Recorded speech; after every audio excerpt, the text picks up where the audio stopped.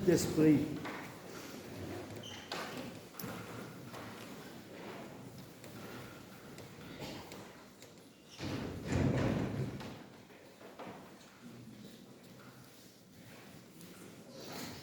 Les portes de l'Église sont ouvertes, en particulier pendant le temps des offices. Elles sont grandes ouvertes pour permettre à tout le peuple de rentrer et pour ne jamais signifier qu'il y a un empêchement ou une restriction à l'entrée d'une église. Bienvenue est celui qui vient au nom du Seigneur. Alors, petit mot, vous avez vu qu'à l'entrée, nous avons affiché des petites recommandations. Vous n'avez peut-être pas eu le temps de les lire en rentrant, vous pourrez les lire en sortant.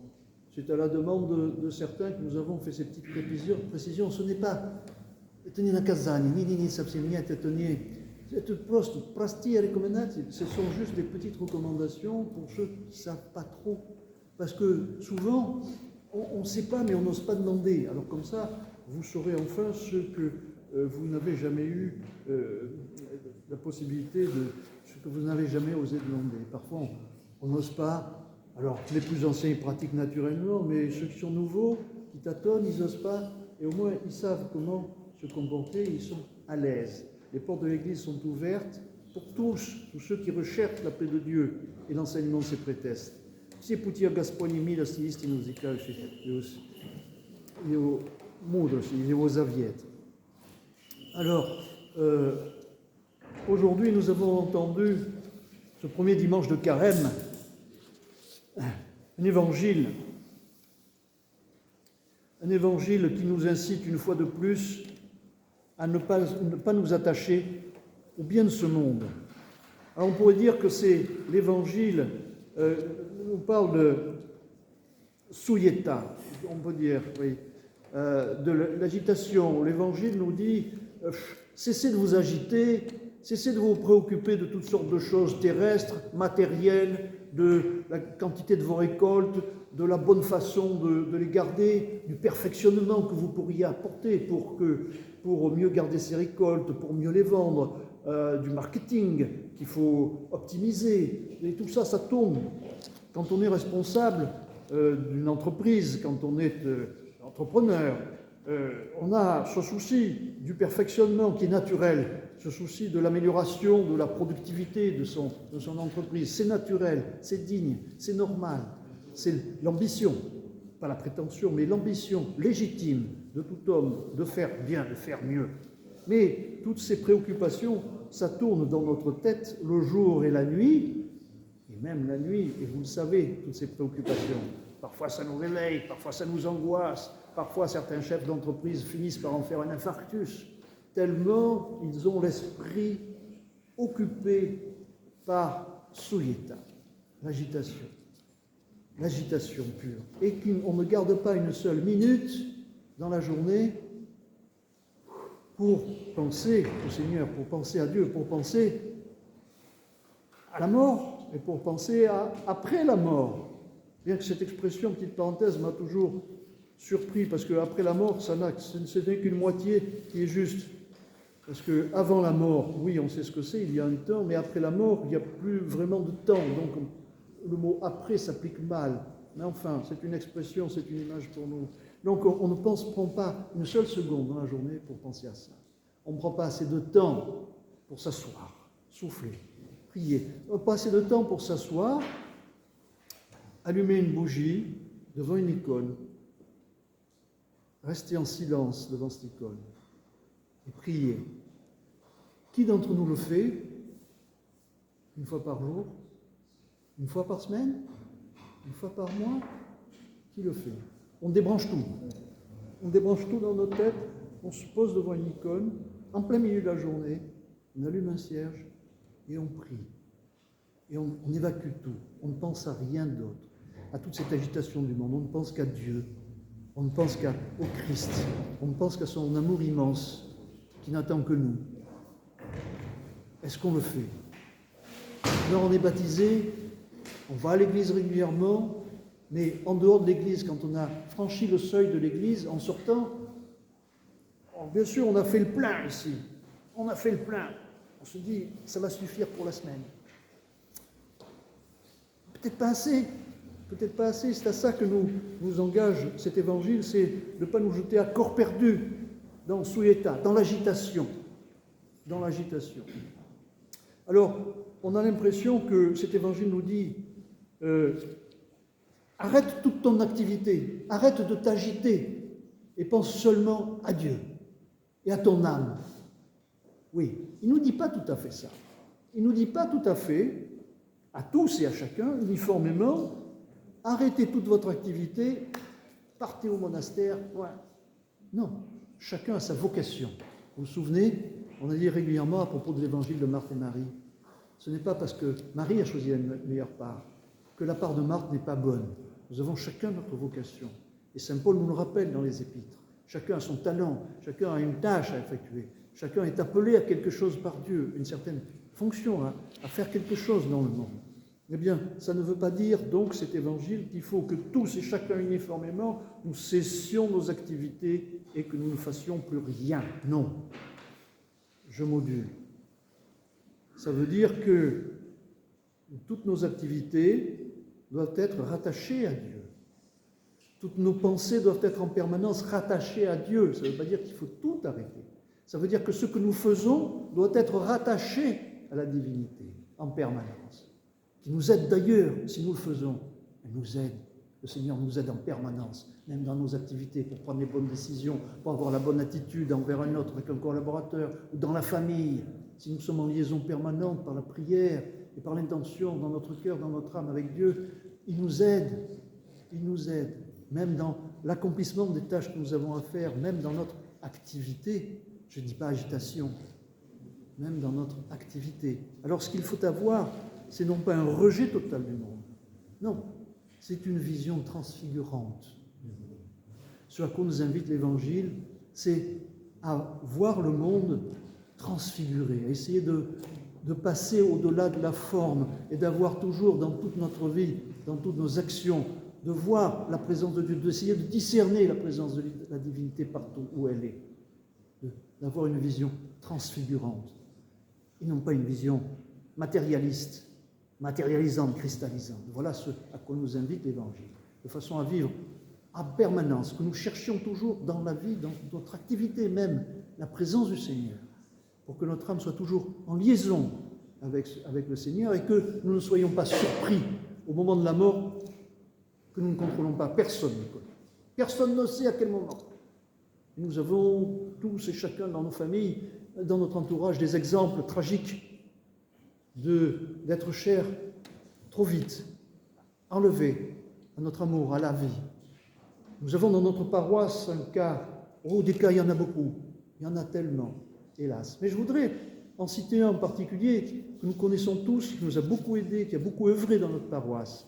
Elle n'est pas morte, mais elle est dans un état peu vivant depuis plusieurs années, où en traversant, un scooter l'a renversé. Qui peut le prévoir? Tatiana. Qui peut le prévoir? Personne ne peut le prévoir.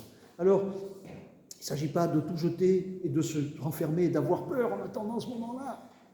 Et ce moment-là, si on est dans cette disposition, il peut venir 100 ans après. La question, ce n'est pas de savoir combien de temps.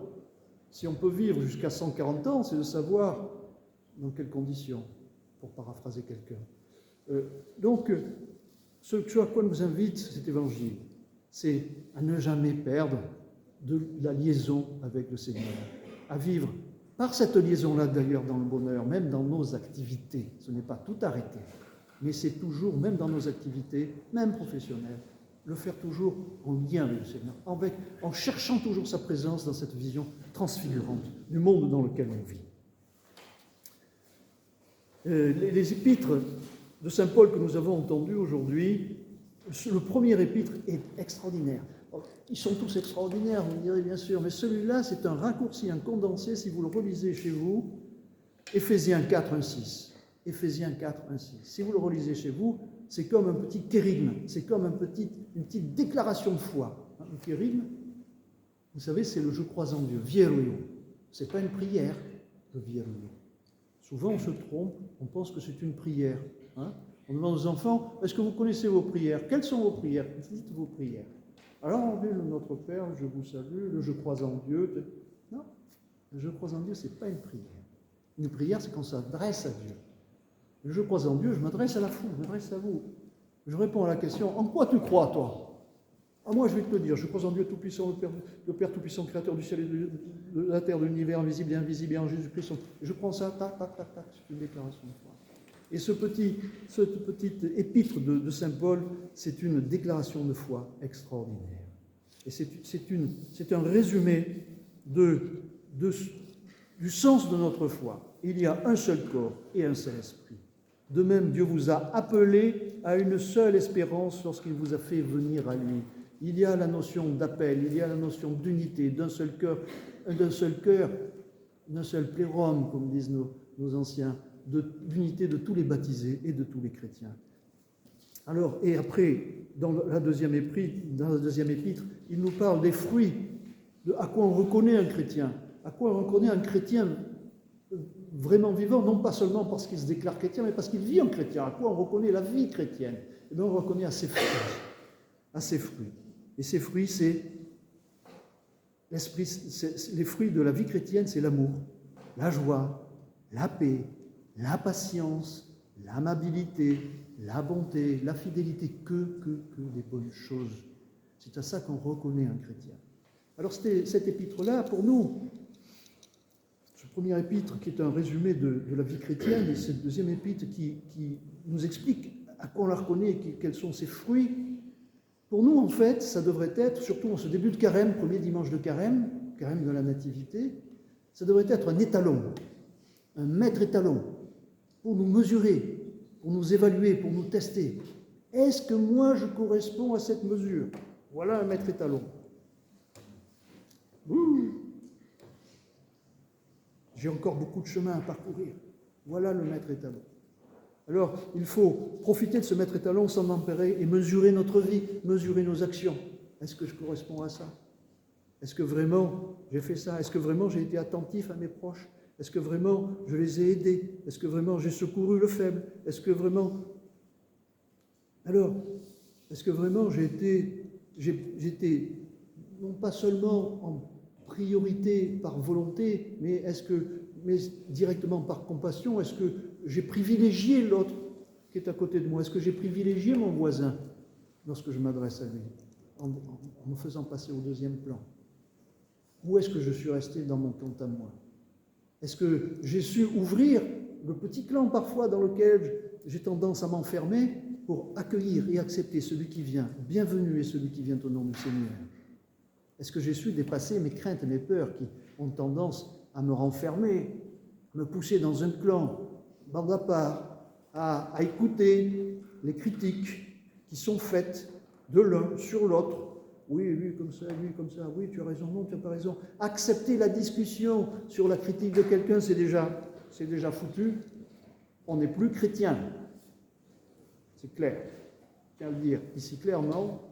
À partir du moment où on accepte les critiques, критиковать, издеваться на братью, на сестру, on n'est plus chrétien.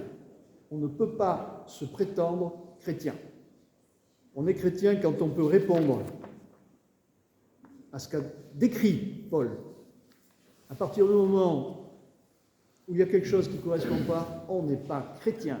Avoir reçu le baptême n'a servi à rien. N'a servi à rien. Souvent, on est plein de bonnes résolutions, puis en franchissant le seuil du temple, en sortant, pouf, tout de suite, on retombe, on bavarde, on fait des secrets, on fait des apartés, on fait des petits clans. Et surtout, qu'on ne vienne pas nous déranger là ou là. On n'est pas chrétien. Ça, c'est pas chrétien. La chrétienté, c'est un seul baptême, comme l'a dit Paul. Le baptême est unique. Nous sommes tous un dans ce baptême-là. Et un dans la même Église. Et c'est ainsi que nous formons l'Église, tous ensemble. Et c'est pour ça qu'il faut dépasser nos limitations humaines, nos caractères, nos tendances à l'alourdissement, nos tendances à vouloir se cacher. Si tu as quelque chose à cacher, c'est pas clair. Mets-le dans la lumière. Il faut dépasser ces tendances-là pour pouvoir nous retrouver et accepter parmi nous, à côté de nous, avec nous, même celui ou celle que on n'aimait pas trop, qu'on critique, ou qui nous dérange, ou qui peut-être nous remet en cause et nous dérange. C'est pour ça qu'on ne va pas volontiers. Donc, là, Saint Paul le dit clairement, si nous ne faisons pas ça, si nous restons dans un esprit qui n'est pas vraiment d'unité, nous ne sommes pas chrétiens. Notre baptême n'a servi à rien. Alors, il ne faut pas avoir peur. Je ne sais pas la première fois que je le dis, mais je le répète, parce qu'il faut le répéter. Parce qu'on voit autour de nous l'agitation souilletta dont parle l'Évangile, n'est pas que celle-là, toute forme d'agitation, agitation multiple. Le monde s'agite de plus en plus, parce que le chaos progresse. Il y a une certaine volonté qui n'est pas forcément personnifiée dans une personne, voire dans plusieurs, mais qui participe de certaines forces qui ont pour but d'installer le chaos dans le monde. Et le chaos gagne du terrain un petit peu partout, dans la société, même dans les idées, et même dans notre foi. La foi, l'Église est attaquée, l'Église est persécutée, dans la consistance de sa foi d'abord, et pas que dans ses individus. Ceux qui sont attaqués dans leur personne, qui sont emprisonnés, torturés, malmenés, ceux-là sont fermes dans leur foi. Ce sont en quelque sorte des martyrs, mais ils sont fermes dans leur foi. Ceux qui sont attaqués et persécutés sont ceux qui cèdent à l'agitation du monde, à l'agitation qui peut venir dans l'Église. L'ennemi attaque parce que l'Église est le roc, un roc puissant, indestructible, de la foi et de la vie. Donc l'ennemi s'y attaque de plus en plus, essaie de provoquer par des petits incidents, par ceci, par cela, essaie de provoquer l'agitation et la division parmi les frères. Il faut tenir bon.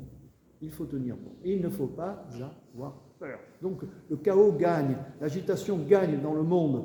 Et c'est parce que ce sont les douleurs de l'accouchement. Il ne faut pas en avoir peur. Toutes les mamans le savent. Ça fait mal. Quand les contractions arrivent, c'est pas facile. Ça fait mal. Mais après, c'est tellement bien. C'est tellement bien. C'est une bénédiction. Nous remercions, nous tous qui sommes là, qui avons cette chance-là, nous remercions nos mamans d'avoir cru en la vie. Donc également, le monde en ce moment craque partout, ça grince, ça fait mal. Mais il ne faut pas avoir peur. Au contraire, quand le mal augmente, c'est parce qu'il y a beaucoup de biens qui augmentent, il y a beaucoup de biens qui augmentent, et ça ne lui plaît pas. Alors il attaque beaucoup plus. C'est ça qu'il faut voir. Il faut avoir une vision transfigurante. Il faut savoir reconnaître que le mal qui grandit, c'est parce que le bien aussi grandit encore plus vite. Donc avec espoir et avec joie, n'ayez pas peur.